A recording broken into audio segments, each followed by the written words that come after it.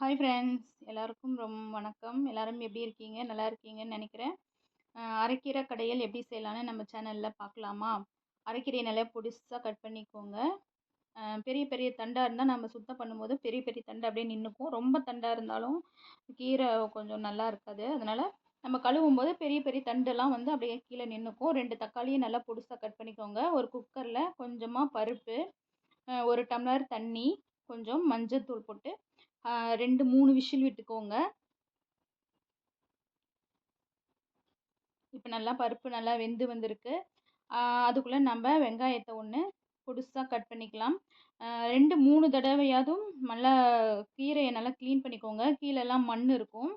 நான் சுத்தம் பண்ணி எடுத்து வச்சுட்டேன். தக்காளியும் கட் பண்ணி எடுத்து வச்சாச்சு. இப்போ பருப்பு நல்லா கடைஞ்சிருச்சு.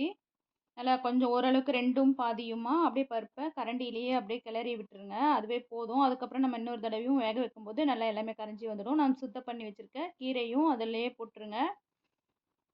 கட் பண்ணி வச்சுருக்க தக்காளி, வெங்காயம், தேவையான அளவு உப்பு. இப்போ 2 விசில் வச்சு எடுத்துக்கலாம்.